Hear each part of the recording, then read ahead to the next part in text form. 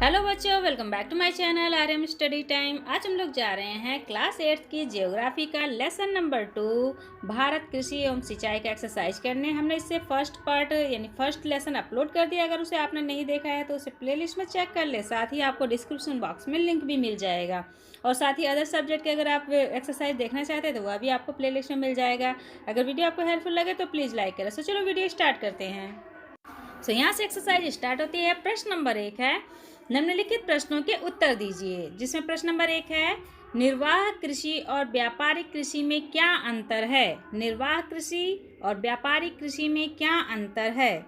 इसका उत्तर है, जो कृषि केवल अपनी आवश्यकताओं की पूर्ति के लिए की जाती है उसे निर्वाह कृषि कहा जाता है। ठीक है, जो भी कृषि हम अपनी आवश्यकताओं की पूर्ति के लिए, जैसे कुछ किसान हैं गेहूं बो देते हैं, साथ में सरसों बो देते हैं, आलू बो देते हैं, चना बो देते हैं, मटर, एक साथ बहुत सारी खेती लेते हैं, तो वो निर्वाह कृषि में आता है। ठीक है, तो इससे क्या होती है, उस किसान की आवश्यकताएं पूरी होती है, इसे ही निर्वाह कृषि कहा जाता है। और जिस कृषि का मुख्य उद्देश्य बाजार में फसल बेचना हो उसे व्यापारिक कृषि कहा जाता है। इसे फसल विशिष्टीकरण भी कहते हैं। ठीक है, अब व्यापारिक कृषि क्या होता है, जो बहुत बड़े क्षेत्रफल पर एक ही तरह की कृषि की जाती है उसे व्यापारिक कृषि कहा जाता है। जैसे कि अगर किसी किसान ने सिर्फ गन्ना ही अपने खेतों में लगाया है तो यानी कि वो बेचने के पर्पज से लगाया है, उसने व्यापार करने के पर्पज से लगाया है, इसलिए उसे व्यापारिक कृषि कहेंगे। अब कोई किसान पूरे खेत में जो है गेहूं लगा देते हैं, कोई किसान पूरे खेत में जो है धान लगा देते हैं। तो इस तरह से जो है एक बहुत बड़े क्षेत्रफल पर जब एक ही प्रकार की कृषि की जाती है तो उसे व्यापारिक कृषि कहते हैं। और जब अलग अलग प्रकार की कृषि की जाती है तो उसे निर्वाह कृषि कहा जाता है। नेक्स्ट क्वेश्चन है, चावल के उत्पादन के लिए किस प्रकार की जलवायु होनी चाहिए? चावल के उत्पादन के लिए किस प्रकार की जलवायु होनी चाहिए? इसका उत्तर है, चावल के उत्पादन के लिए मानसूनी जलवायु होनी चाहिए। कैसी जलवायु होनी चाहिए? मानसूनी जलवायु, क्योंकि चावल के उत्पादन के लिए बहुत अधिक मात्रा में पानी की आवश्यकता होती है। और जब बारिश होगी, क्योंकि मानसून आएगा तो भी बारिश होगी तभी खेतों में पानी रहेगा, इसीलिए चावल की खेती के लिए मानसूनी जलवायु होनी चाहिए। नेक्स्ट क्वेश्चन है, भारत के मुख्य कपास उत्पादक राज्यों के नाम लिखिए। भारत के मुख्य कपास उत्पादक राज्यों के नाम लिखिए। अब कपास क्या होता है, जिससे रुई निकलती है, रुई जैसी फसल होती है, उससे जो है सूती वस्त्र बनाए जाते हैं। तो ये कहाँ कहाँ पर इसका उत्पादन होता है, उन राज्यों के नाम लिखने हैं। इसका उत्तर है, भारत में कपास का उत्पादन महाराष्ट्र, गुजरात, मध्य प्रदेश, पंजाब, तमिलनाडु, कर्नाटक, हरियाणा आदि राज्यों में होता है। कपास की फसल के लिए सबसे अच्छी मिट्टी काली मिट्टी मानी जाती है और इन क्षेत्रों में काली मिट्टी अच्छी मात्रा में मिलती है, जिसकी वजह से इन राज्यों में कपास की खेती अच्छी होती है। और कपास की खेती से ही सूती वस्त्रों का जो उद्योग चलता है, उससे सूती वस्त्र बनाए जाते हैं। नेक्स्ट क्वेश्चन है, भारत में चकबंदी से क्या लाभ हुए हैं? भारत में चकबंदी से क्या लाभ हुए हैं? अब चकबंदी क्या होता है, पहले किसान जब थे उनकी जो छोटी छोटी भूमि थी, इधर उधर बहुत सारी जगहों पे बिखरी हुई थी, वो चकबंदी एक ऐसा नियम आया था जिसमें चकबंदी करके उन सारी भूमि को एकत्रित करके किसान को दे दिया गया, ताकि वह अच्छी फसल एक जगह पर उत्पादित कर सके। क्योंकि जगह जगह छोटी छोटी जमीन होने की वजह से वो कहीं करता था खेती और कहीं पर नहीं करता था, जिसकी वजह से बहुत सारी जमीन बेकार पड़ी रहती थी। इसलिए चकबंदी के माध्यम से सरकार ने सभी छोटे छोटे जो जमीनें थी उसको नाप कर एक जगह पर किसान को एक बड़ा टुकड़ा जमीन का दे दिया। अब देखिए चकबंदी से क्या क्या लाभ हुए। चकबंदी से निम्न लाभ हुए। नंबर 1, किसानों की बिखरी जमीन एक स्थान पर हुई है। नंबर 2, किसानों के समय की बचत होती है। नंबर 3, किसान आसानी से बुआई, जुताई तथा सिंचाई कर लेते हैं। नंबर 4, इससे पैदावार में वृद्धि हुई है। ठीक है, तो ये सारे फायदे जो है चकबंदी की वजह से हुए हैं। नेक्स्ट क्वेश्चन है, हरित क्रांति क्या है? इसके प्रभावों को लिखिए। हरित क्रांति क्या है? इसके प्रभावों को लिखिए। इसका उत्तर है, 1966 ईस्वी से 67 ईस्वी में हरित क्रांति के माध्यम से कृषि उत्पादन के क्षेत्र में क्रांतिकारी परिवर्तन आया। ठीक है, कब आया था ये नियम?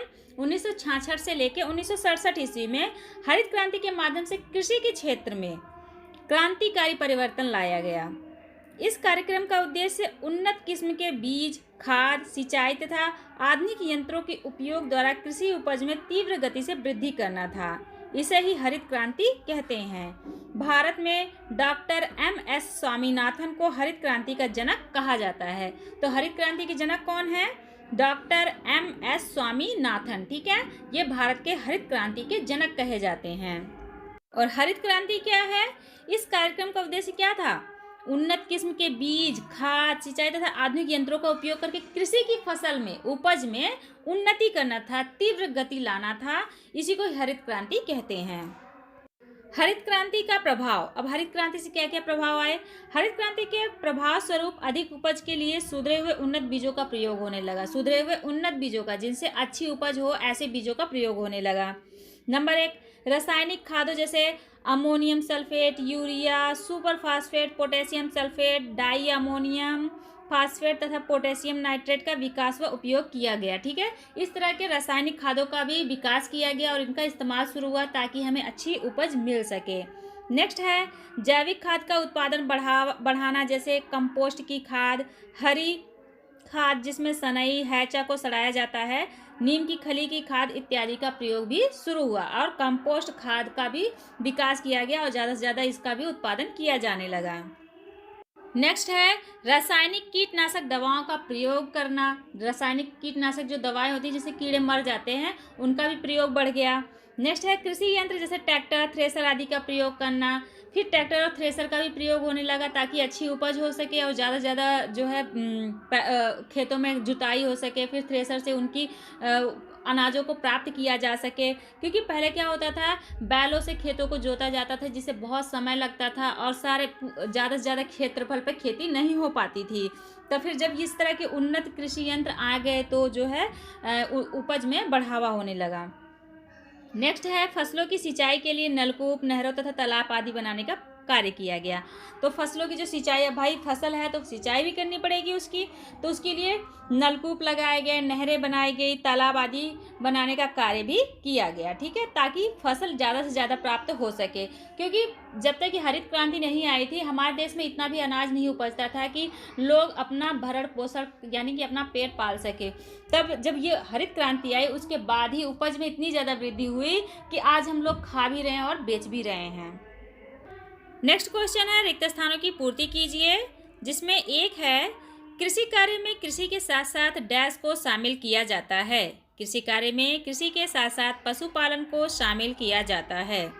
नेक्स्ट है गन्ना भारत की डैश फसल है। गन्ना भारत की नकदी फसल है।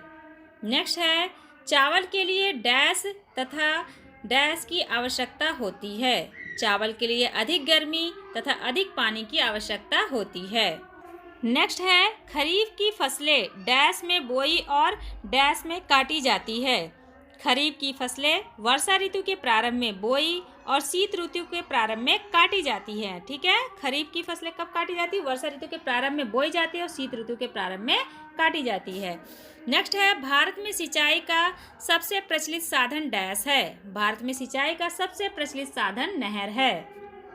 सो इस तरह से आप इसे अपनी बुक में फिल कर लें और साथ ही साथ कॉपी पे भी लिख लें। नेक्स्ट क्वेश्चन है निम्नलिखित के सही जोड़े बनाइए। यहाँ पर फसल समय दिया है और दूसरे कॉलम में फसल दिया है, ठीक है। यहाँ पर देखिए फसल समय में दिया है रबी, खरीफ और जायद। रबी की फसलें कब बोई जाती हैं? सर्दियों में। सर्दियों में रबी की फसलें बोई जाती हैं। खरीफ की फसलें बारिश में बोई जाती हैं और जायद की फसलें बसंत ऋतु में बोई जाती है, ठीक है। तो रबी की फसल कौन सी है इसमें? गेहूँ, यानी कि सर्दियों की फसल क्या है? गेहूँ। सर्दियों में बोया जाता है तो वो रबी की फसल, इसलिए रबी को ले जाके आप गेहूँ से मिला देंगे। खरीफ की फसल बारिश में बोई जाती है। बारिश में हम लोग हमारे इधर क्या बोया जाता है? चावल, ठीक है, तो चावल से ले जाके मिला देंगे। और जायद की फसल बसंत ऋतु में बोई जाती है, तो बसंत ऋतु में क्या बोया जाता है? खरबूज, ठीक है। इस तरह से इसको मिला लें। प्रश्न नंबर 4 है सही पर सही का चिन्ह और गलत पर गलत का चिन्ह लगाइए। यहाँ पर कुछ सेंटेंसेस दिए हैं जिसमें आपको सही और गलत का चिन्ह लगाना है। नंबर 1 है सोनारा व सरबती धान की उन्नत किस्में हैं। ये गलत है। सोनारा और सरबती धान की उन्नत किस्में नहीं है, ये गलत है, ठीक है। इस पर गलत का चिन्ह लगा दें। नेक्स्ट है खाद्य संरक्षण के लिए शीत घरों का निर्माण किया गया है, ठीक है। खाद्य संरक्षण के लिए शीत घरों का निर्माण किया गया है, यह सही है, इस पर सही का टिक लगा लें। नेक्स्ट है चकबंदी में किसानों के खेत अलग अलग बिखेर दिए जाते हैं, यह गलत है, ठीक है। चकबंदी में किसानों के खेत एक जगह पे एकत्रित कर दिए जाते हैं। नेक्स्ट है उत्तर भारत में नहरें सिंचाई का प्रमुख साधन है, यह सही है। उत्तर भारत में नहरें सिंचाई का प्रमुख साधन है। सो इस तरह से आपका ये चैप्टर कंप्लीट हो जाता है। ये इसकी फुल एक्सरसाइज है। आई होप कि वीडियो आपके लिए हेल्पफुल होगी। अगर पसंद है तो प्लीज़ लाइक करें। सो आज के लिए इतना ही, मिलते हैं नेक्स्ट वीडियो में। Thanks for watching this video.